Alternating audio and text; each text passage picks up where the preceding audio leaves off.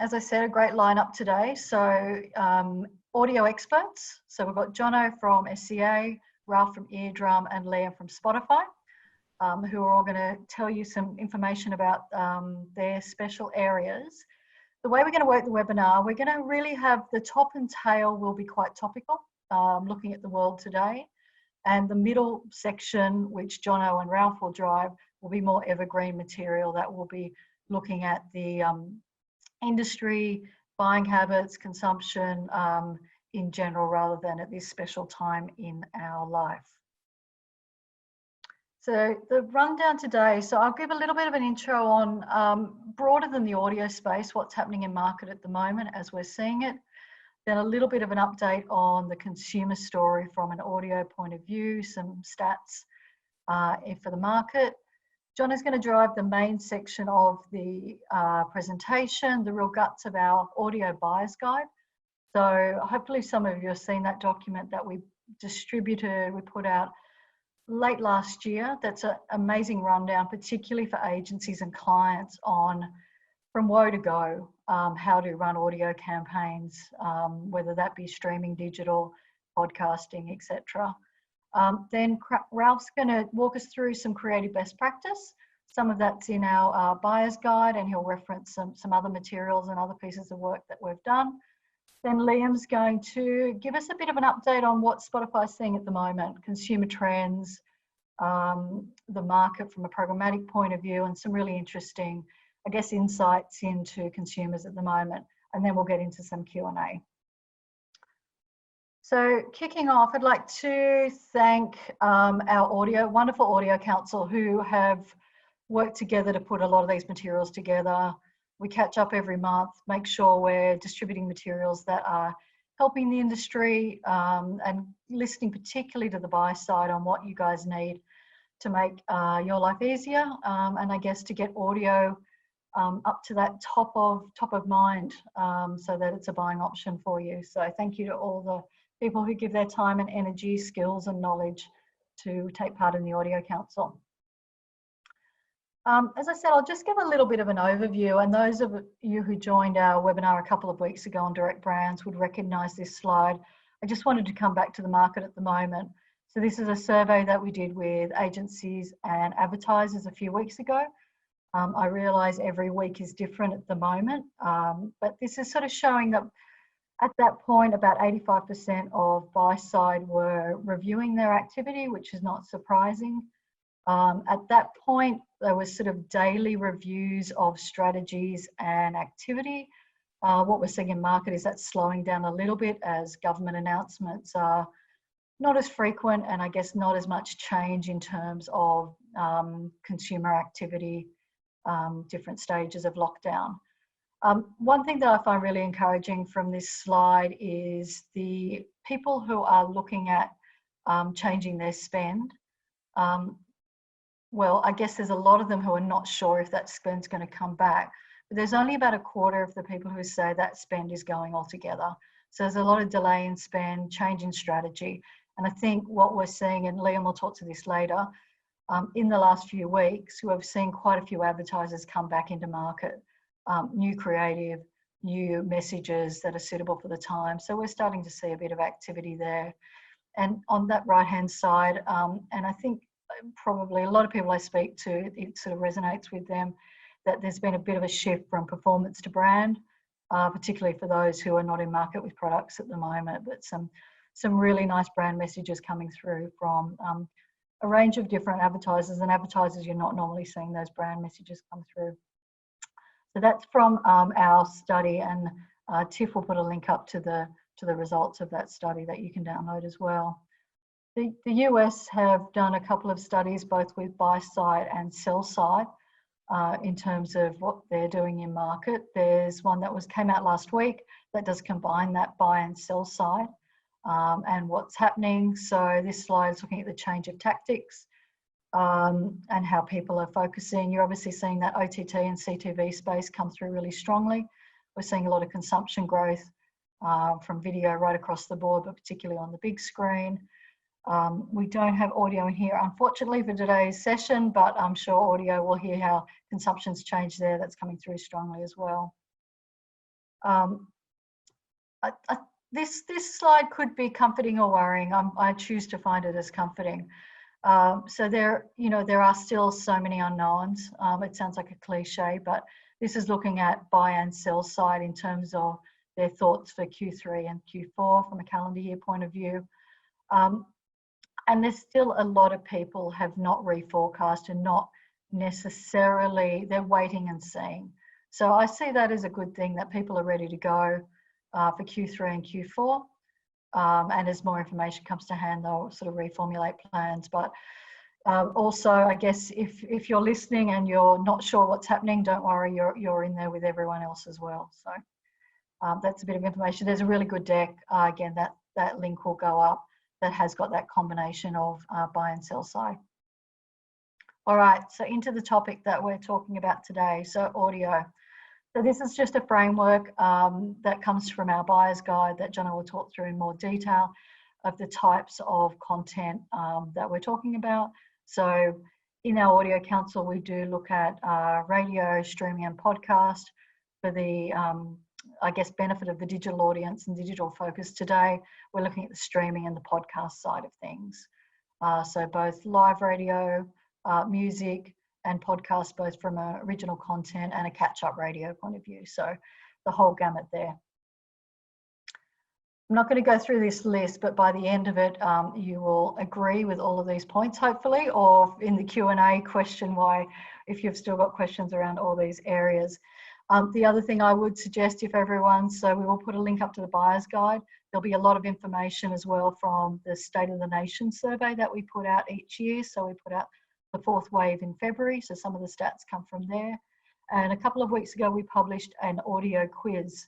If you haven't done that to date, I'd recommend after this webinar, you'll be in a really good situation to hopefully get 10 out of 10. If not, you get your money back. All right, let's get into the consumer story. And as I said, this middle component is really on the overall story rather than particular consumption trends to date. We're looking at about nearly 16 million Australians streaming audio each month. You can see the curve of ages there. There's definitely a strong peak around that 25 to 34 age group, but it really does go across the board. You're getting a really nice broad mix of consumers there. That 2 to 7 percentage is down a little bit. We don't have a great panel for the under 18s in a mobile point of view. But particularly, I guess, that 18 to 44, incredibly strong consumption there of different audio content, streaming content. This is some information from the Edison survey, the Infinite Dial survey last year.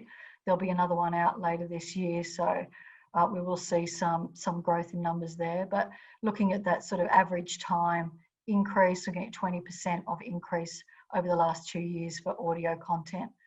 So nice steady growth if you see from 2017 to 2019.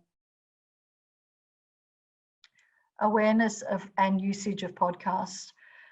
It always surprises me that 17% of Australians are not aware of podcasting, which I don't know. I don't know if that's just my parents and a few other oldies, but I'm sure again that number will go up this year. But 30% of the population, and this is looking at 9 months ago, have listened to a podcast. But for those who are listening, that strength in terms of regularity of listening is definitely going up.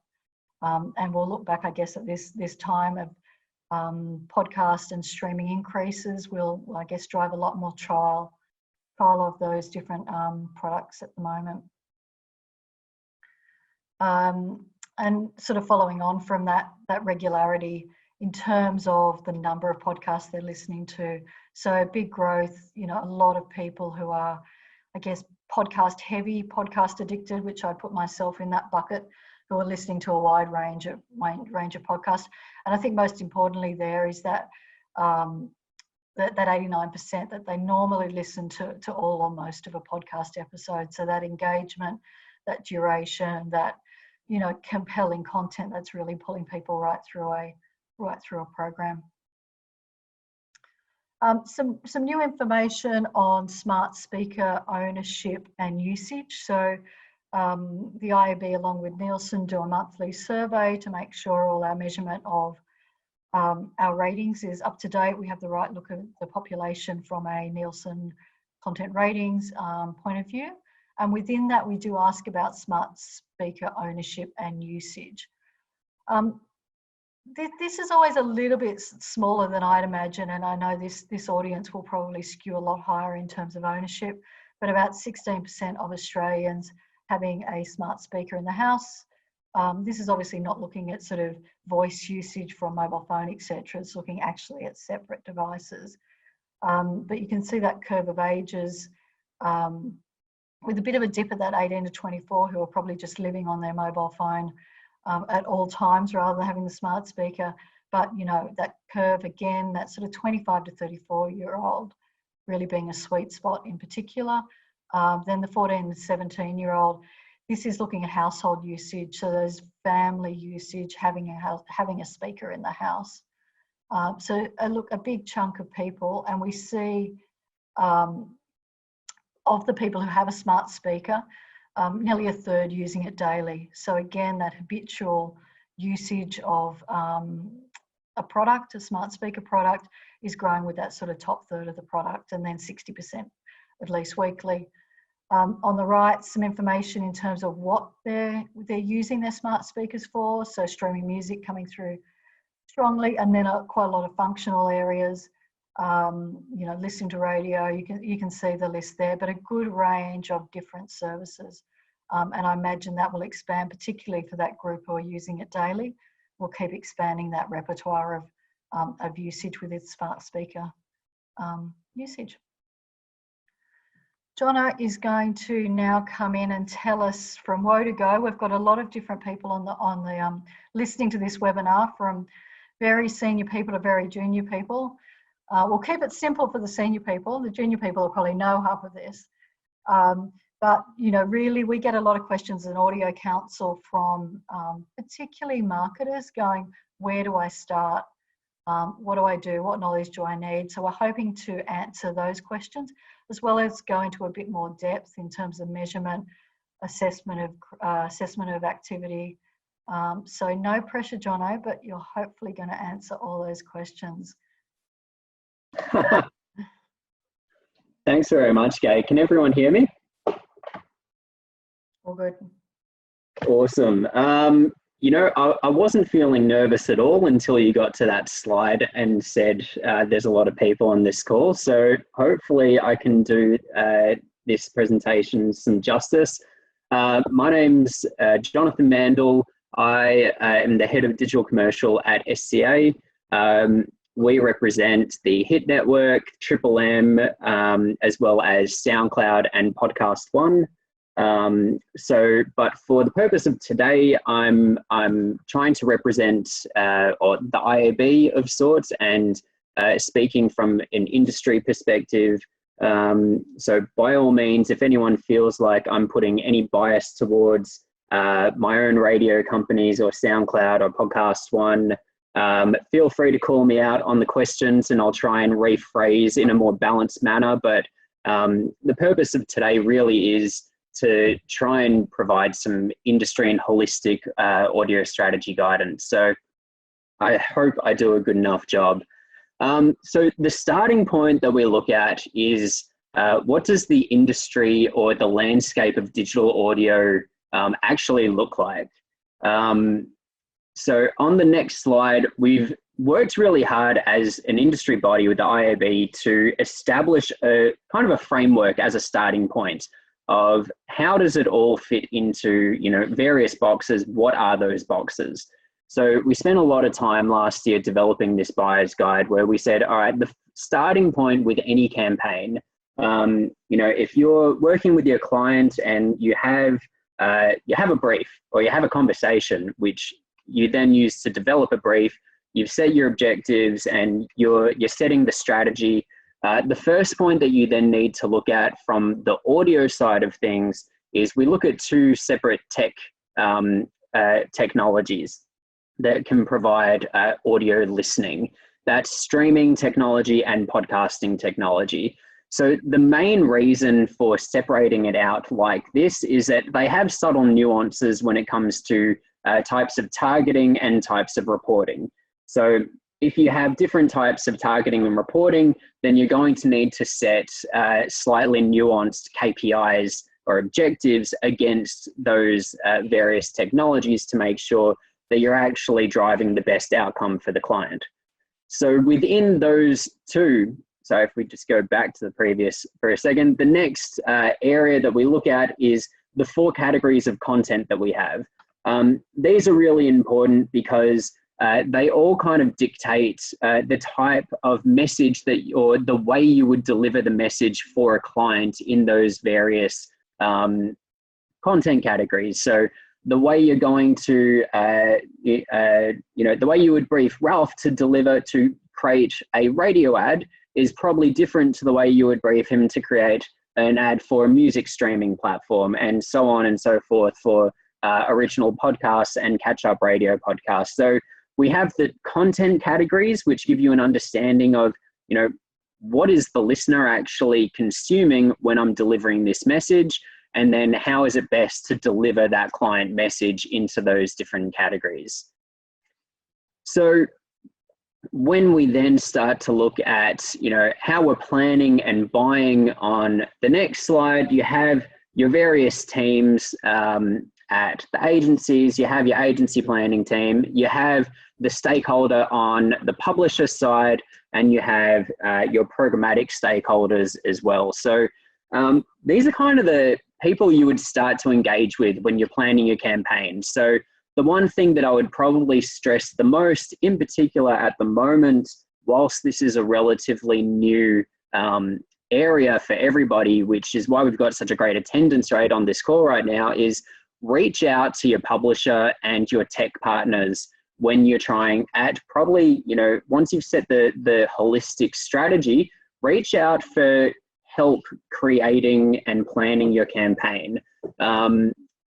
We're all here willing and able to help and provide that kind of expertise in how to best use the individual platforms.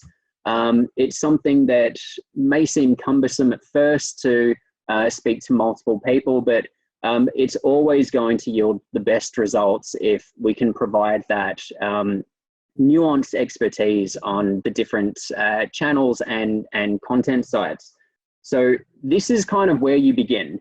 So you want to speak to the publishers to find out, you know, what content is available that suits this brief and the different platforms. You want to reach out to your tech partners as well to make sure that you can actually do what you want to do. And this, you know, speaking quite broadly, involves, you know, your creative agency or creative teams as well. So looking into how you're then going to buy it. So on the next slide, we have the benefits of programmatic buying. I would actually say that, you know, at this stage, whilst you're planning, you know, the campaign, 50% of the industry is still buying directly. So I would say that's one of the strongest indications of the trends that we're seeing. It's probably driven primarily through some kind of like custom integration that you can get. Programmatic buying is, as we can see, great for ROI, efficiency, trading at scale, self-service. Most of the people on this call would probably know and be familiar with that, real-time optimization. The benefits of direct buying is going to be that managed service by the publisher or network that you're working with, and you're going to have more time essentially by having all that managed service taken care of at the time, and you'll get access to different types of inventory. The main point that I want to get across with this is that neither is better or worse than the other. There are different reasons why you would choose one over the other.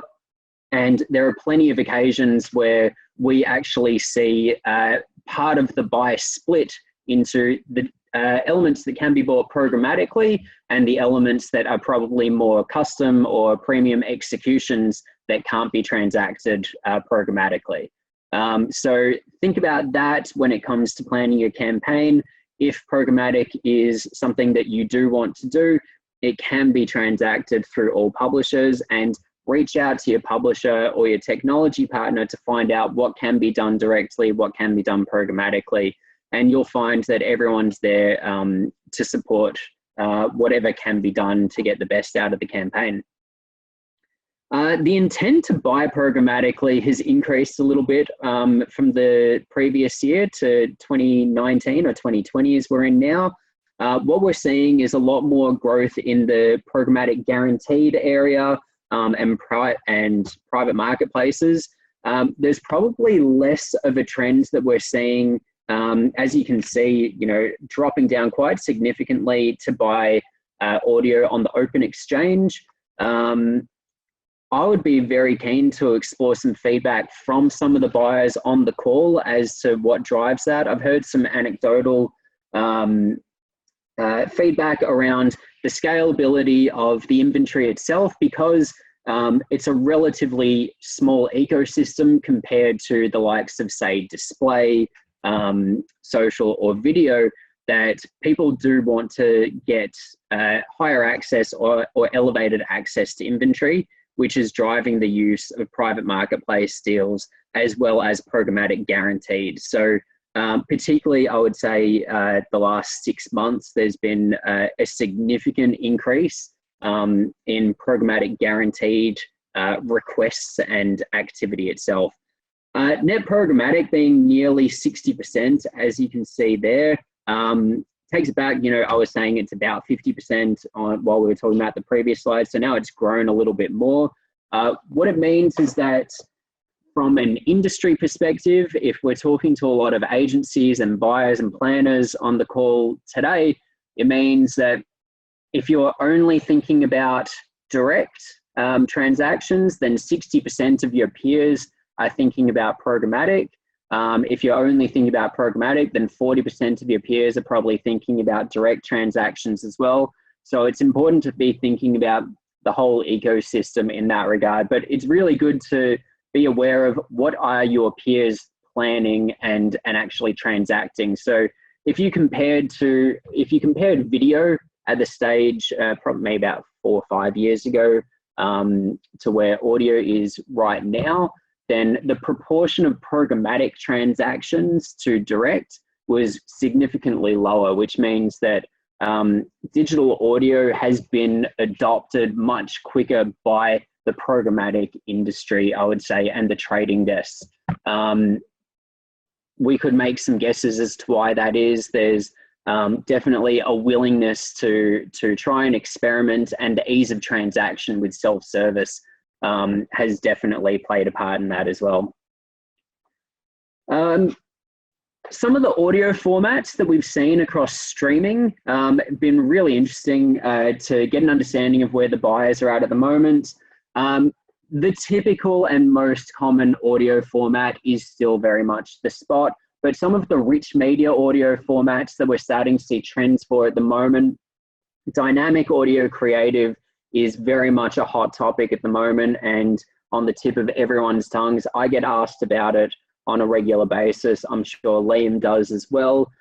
Dynamic audio creative is where, using data points that are collected in the ad call from the listener, we can use technology to mix and match different parts of a single script to then create a new script in real time for that listener. So instead of producing 30 different ads, you might just produce 30 different intros and outros. And then that'll give you hundreds of thousands of different variations of the scripts that you could play to the listener in real time, and use variables like weather triggers. So if I know of a windscreen wiper client that is triggering their ads to play different creative whenever it's raining, for example. You could just change the ad for the type of meal that you want to, or meal special that you want to deliver to people based on the time of day. Maybe you want to talk about lunch at lunchtime, dinner at dinner time. This gives you a really great way to then target and personalize the ad to the listener. Call to action with a companion banner, very, very popular. No surprise that nearly half of the respondents have used it over the last 12 months. And then what people are saying is that that 26% is probably less inclined to be focusing on that over the next 12 months. With more audio available, we all like to reiterate that audio is going to do a fantastic job on its own, and not everyone's going to have the screen open all the time. So we wouldn't want people to be solely relying on a companion banner to click on. Voice activation is very interesting. We're seeing a huge amount of inquiries and growth, in particular at the moment with a lot of people at home, relating to smart speakers. There's a few different types of voice activated ads that are being spoken about in the marketplace at the moment. A few people are testing the ability to actually activate your microphone and say more info within the ad itself. There are a couple of companies around the globe that are testing this.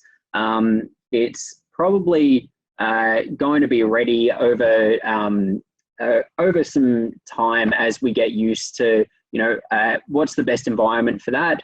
And shakeable ads are seeing a huge amount of growth at the moment. A lot of people intend to use them. Again, similar to the companion banner and voice activation, being able to embed a call to action in the script where you can instruct the listener to shake your phone now to go to a website or download an app or place a phone call. In the podcast space, we're still seeing a very high proportion of people using recorded radio spots. This is one of the reasons why, as the IAB Council, we separated out the podcasting environments between catch-up radio and original podcasts. So it's the type of environment where you could put a recorded radio spot is probably more into that radio on-demand content. Whereas in the second spot, the native audio, the live read or the host read ad is something that we're seeing far more application in the original podcast space. We're seeing some pre-recorded advertorial style ads. I know there are some instances where maybe the host doesn't want to necessarily have a rule around endorsing brands themselves. So you could have a bit more of a generic voice to an advertorial style ad. Brand ads, a repurposed radio spot is, well, we touched on that at the start. Digital ad insertion is the technology of ad serving an ad into a podcast. So that is just the digital delivery, the same way you would deliver a display ad through an ad server. That's where, instead of just recording the ad directly into the podcast file itself. So that's something that is primarily being used by most podcast providers. And bespoke branded podcasts is definitely a major major trend that we're seeing a lot more brands requesting access to at the moment. Some of the voice strategies for brands I'll touch on very quickly, particularly at the moment. Voice skills, a lot of clients getting involved in voice skills. One of the quickest and easy ways to get into voice and smart speakers is to speak to one of your publishers about what content gets served through smart speakers, and then we can all deliver targeted ads to smart speakers. Everyone should definitely be speaking to their clients and agencies about planning for voice search optimization. There's going to be more and more search and search queries, as Gai was talking about at the start, through voice, and then product service brand partnerships. Again, kind of touching on what Gai was looking into is the type of behaviors that we're all conducting on smart speakers at the moment. We've got a plan for this. If I search for something on my Google Home speaker, then I haven't searched for it on google.com, and that's got major implications. The next section we're going to look at is metrics and measurement. I think I saw a question come up before about metrics and KPIs around podcasting, which we'll definitely get to. Streaming audio, what can be measured? What should you be looking at as a starting point? Everyone will be able to provide you for streaming audio. How many impressions or impacts did they deliver? Everyone can accept third-party ad serve, creative and tagging. Reach and frequency is probably like the key hero metric that we look at. And the next part is completion rate or listen through rate. This is something, again, that's available through streaming technology. They're probably they're your core kind of metrics that you start with as your base. And then depending on the brief and the objectives of your campaign, you would go into you would go into some other areas. So you'd look at website visitation. Can you attribute your website visitation to the ads? So looking at, when did my ads actually deliver? How does that correlate to my Google Analytics? How does that correlate to Google Trends? Have a look at insights into when were people searching for my brands. Look at keywords in the script.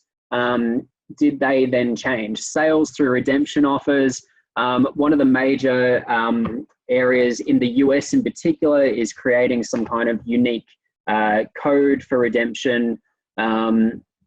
Respond to interaction with ads. So this is more looking at the previous couple of slides around more of that rich media for audio. So are people interacting with shakeable ads?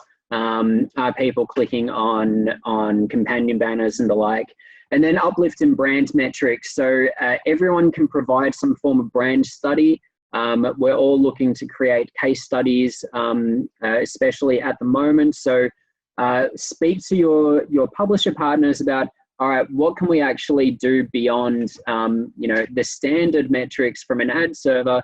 How can we actually get to know the campaign effectiveness? Did we drive awareness, uplift, brand uplift, and have some attitudinal changes in there as well? When it comes to podcasting, you can also, again, speak to your publisher partner about the ad impressions that were served. So these are almost always dynamically inserted now, as opposed to recorded directly into the podcast. You can ask for the downloads that occurred during that time to get an idea of your frequency and your audience reach. So how many individual listeners downloaded the podcast content during your time. So they're probably like the three areas that you would look at. As a starting point, everyone's going to have nuances as well, and from different publishers. So I want to make that clear. I don't want people hitting me up saying, oh, but we can do this and we can do this. I'm sure everybody can do plenty. Looking at unique vanity URLs, if you listen to a US podcast, you'll always see visit Squarespace/podcast now.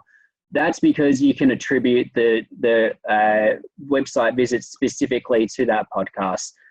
Again, creating like download vouchers or unique codes, you can then measure that website visitation uplift and attribute that back to the podcast ad itself. And then again, uplift in brand metrics, work with your partners to actually do some research studies through that audience and their research panels. How did that campaign impact your brand? How did it impact the campaign specifically as well? Going into a little bit deeper, and I'm not able to check all of the questions as they come, but I know we will have time at the end. So if I didn't answer all of those podcast objective questions thoroughly enough, we can definitely make time at the end for it. Podcast measurement standards. I'm not really going to labor on this because it's a bit technically heavy, for prior to 12 p.m. on a Thursday. But the IAB has a framework for measuring podcast downloads, which most publishers, if I'm not mistaken, if not all, do adhere to at the moment. So you guys can read into this in your own time as to how they actually apply that logic to make sure that we're getting the most accurate download figures. The metrics for success. So when you're looking at streaming audio again, we touched on this a little. So this is going into what the agencies have said around their metrics for success. Thankfully enough, they do marry up with the audio buyer's guide in terms of what our recommendations are. So reach, frequency, and completion are the key metrics, and we're going to start to see more and more through the other visits to website and how we can get a little bit more expansive with the different types of metrics for success in measuring your streaming campaign. Just seeing a note about the metrics for success around podcasting. I would say these are very similar metrics that you would look at. You know, your reach and frequency, that doesn't change. You're looking at probably where do you place your podcasting in that marketing funnel and how you're applying to the strategy. At all times, I would just reiterate, always reach out to your partners to talk about how you would best measure it early up in the planning stage and around the strategy stage, so you can get all of that right from the beginning and you know what to expect and you know what to look out for. Then measuring brand and sales impact of campaigns. Wow, I think I just preempted this. Setting your objectives, speaking to all of your partners. In particular, work with your publisher partners and your technology partners and bring everyone on board from as early as you possibly can to make sure that everyone's aligned in terms of the strategy and the objectives. And then we'll be able to conduct all of the experiments and studies that are required to ensure that we're delivering on the campaign. I'm trying to go as quickly as I can, so I'm just gonna try and speed through the next couple of slides here. I'll be honest, I'm not an expert in VAST 4.1, so I'm gonna move on for this slide right now before I say something that someone disagrees with. Delivery and targeting, the types of targeting that you look at. So you've got everything for your campaign, you're getting ready, you're planning the actual, you're more into that schedule side of things. Here's where you can utilize the digital targeting that's probably not always been available in more of that analog or broadcast FM space. Geo-targeting, it's going to use IP registration data the same way any other digital technology is, same as display, social, etc. Demo targeting is probably the most commonly requested set of targeting. It's pretty rare to see an audio campaign without demo targeting at the moment. And you know, ask your publisher partner about using their registration data or their third-party or second-party partnerships. Behavioral targeting, people want to understand what people are doing whilst they're listening. You know, audio is very much a companion medium. It's on whilst you know, the screens are off, basically. Audience segment targeting, everyone has their various sets of audience, and everyone has something that's unique to them, which you can definitely lean into with all of your publisher partners. Technographic, looking into, you know, telco targeting has been quite common at the moment. Listener usage, you know, getting a better understanding. And then, again, in particular, like in the podcasting area, contextual genre targeting, getting more into what people are listening to in particular. Time of the week, it's very important to get an understanding from your publisher partners when people listen. It's something that people listen to in particular quite early in the morning. So it's I would say, you know, speak to your publisher partners about when people listen and consume their content, and what is the best way to apply any kind of day part targeting, so you're maximizing all the potential. And we finish off on just a case study here that was conducted where we found that through digital audio, prompted recall, unprompted recall, Targeting the relevant moments, so utilizing the strategies from and recommendations from your partners, you'll be able to yield the best results. So this is a contextual case study looking into hitting the right moment. So that old programmatic adage that we talk about the right person, the right place, the right time, we're now starting to talk about the right moment in time. So that takes me to the very end. I hope I've managed to get through it as quickly and as concisely as possible. So I'm going to hand over to Ralph around creative best practice.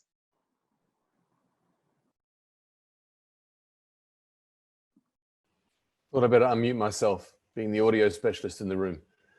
Thanks, Jono. So yeah, I think the most compelling reason why you need to invest more time and money into getting your creative right is on that deck, and it's the first slide. When with Kantar's global cross-media studies found that the creative quality determines 50% of the impact. Now, you will hear people like me banging on about this, and creatives from all walks talking about the importance of creative. Just to give you some context, Eardrum is an audio specialist agency. We are 30 this year, which is lovely. I started it when I was 5. But my background is as a creative in an agency that just really understood, had a particular sort of leaning toward audio, and that's our focus. We're working with agencies and brands, creating long-term campaigns, sonic branding, branded podcasts, branded voice casting for brands. So all those things do require a certain skill set, and I think that with knowing that 50% of the quality of your campaign or the output is determined by the creative, and I know that most of you aren't necessarily involved in that creative side of it, but taking ownership for the communication is so important.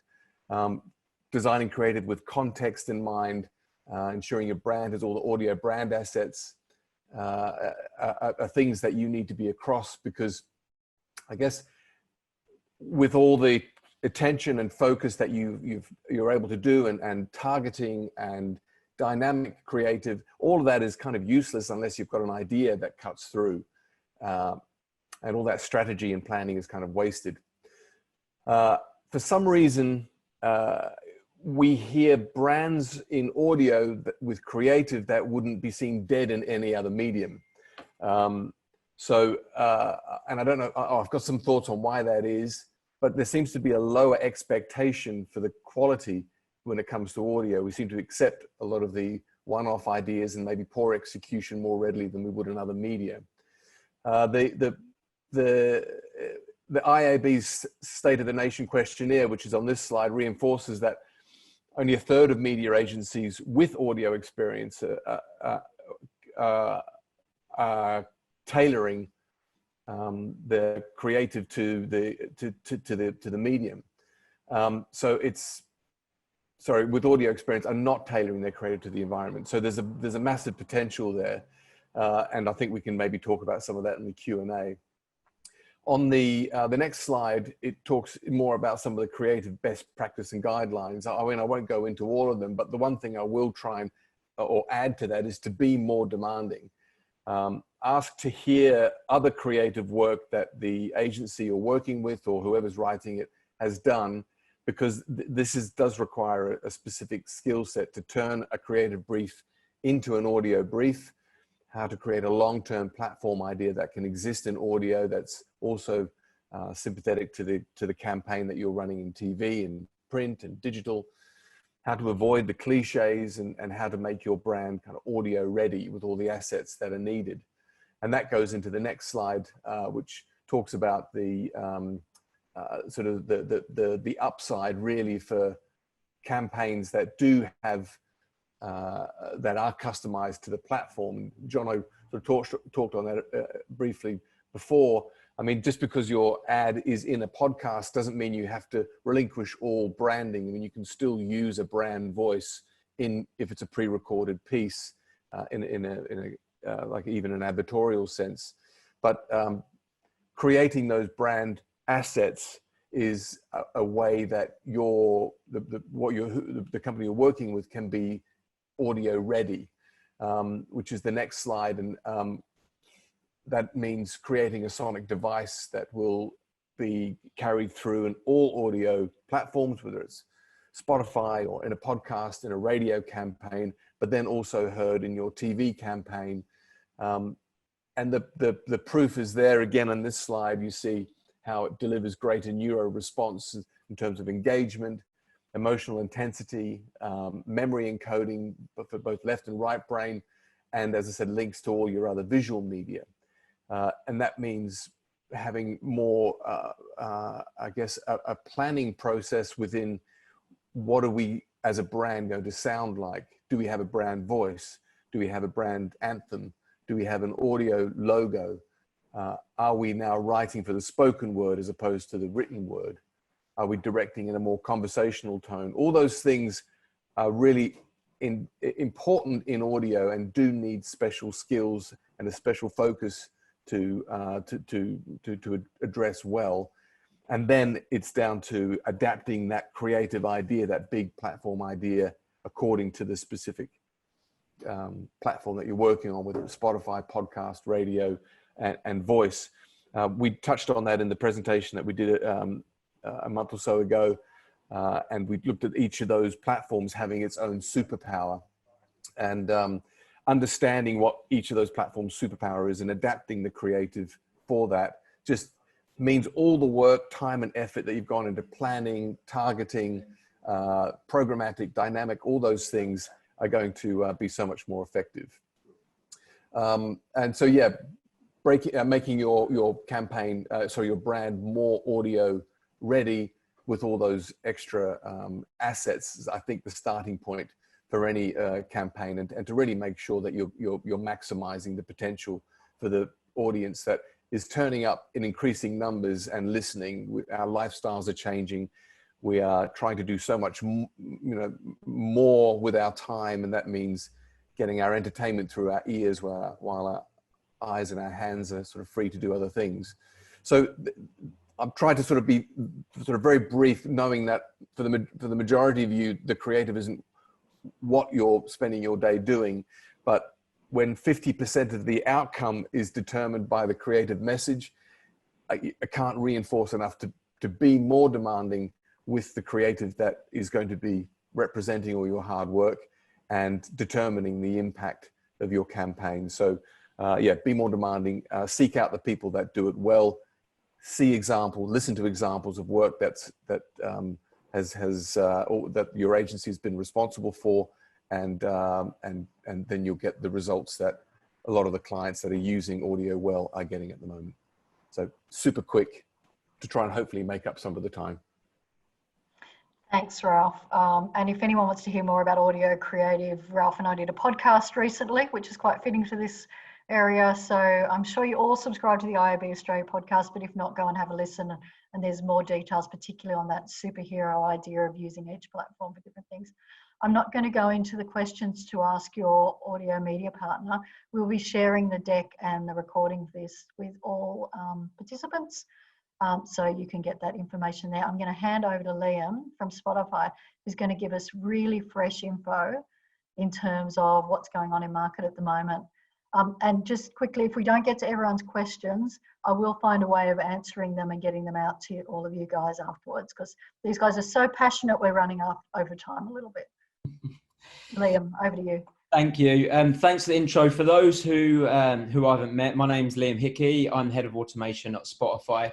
So look, for today, I've got 10 minutes. So I'm going to give you a snapshot of what Spotify is seeing in the shift of music and podcast behaviors.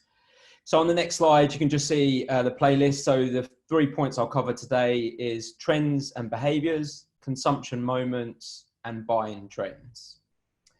So look, trends and behaviors, as we all know, our life norms have really changed, which has meant our daily routines have. At Spotify, we're seeing people turn to music and podcasts to stay informed and really connected and stay grounded.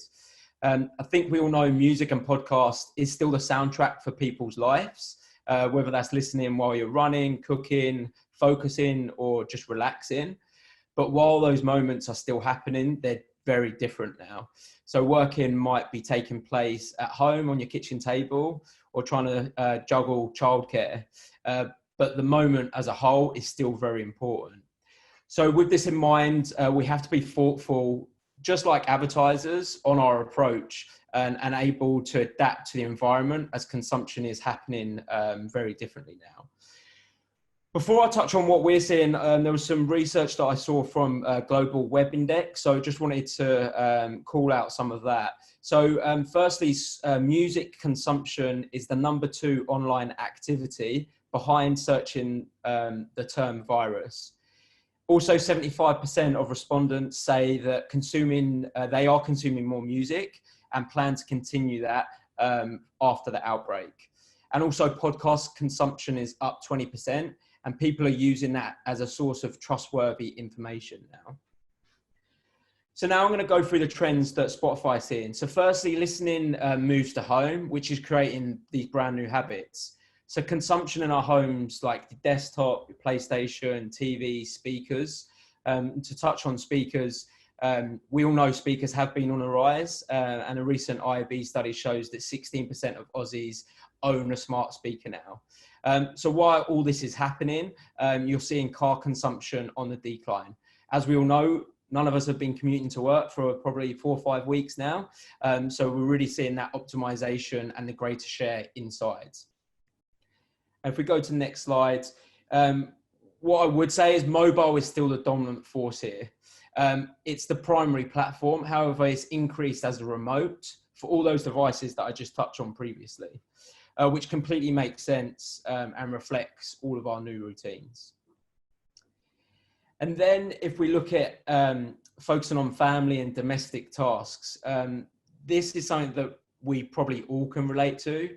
So cooking and housework playlists are completely on the rise, which shows that music, and it's been called out a few times today, is a companion throughout the day.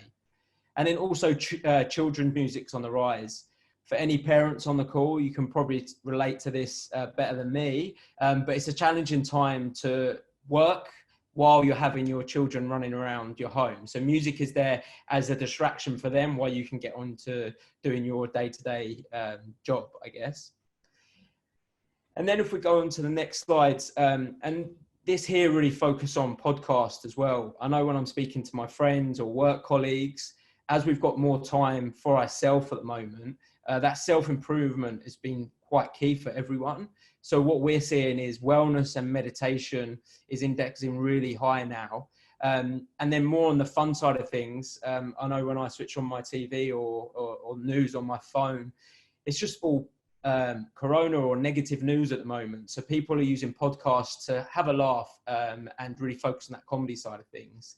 And then for any sport fans out there, we know that there's no live sport at the moment. So there's new content creators that I've experienced. I'll give an example of a podcast I'm listening to at the moment, and it's about golf caddies and their lens on being a golf caddy for pros. But I don't know if that content would have existed prior COVID. So they've got more time. So there's new content creators coming out, which is really interesting. And there's a slide that I haven't included here, but just want to touch on how our listening changes to local. So listening support for our local communities has been reflected in the music. So just from examples that I'll give here. So Australian indie, homegrown electronic music are all increasing. And then there's subgenres that really reflect cultures as well, such as K-pop, UK dance, grime, Kiwi pop and rock. So now I'll touch on consumption moments. And look, Ralph probably mentioned this as well about context with creatives, how important this is. For brands on Spotify, context has always been key and resonates to listeners so much better when the context is right. So now that listening is mostly taking place in home, reaching audiences in time of uncertainty, context means more than ever before. So now that listening context has changed, it's important to, I guess, respect the mood and what that person's listening to. there was a recent research from ANA, the Association of National Advertisers, that showed that 92% of the members of that group have adjusted creative since mid-March, and we're absolutely seeing that trend as well. So these next few trends will just see and focus on what those moments are.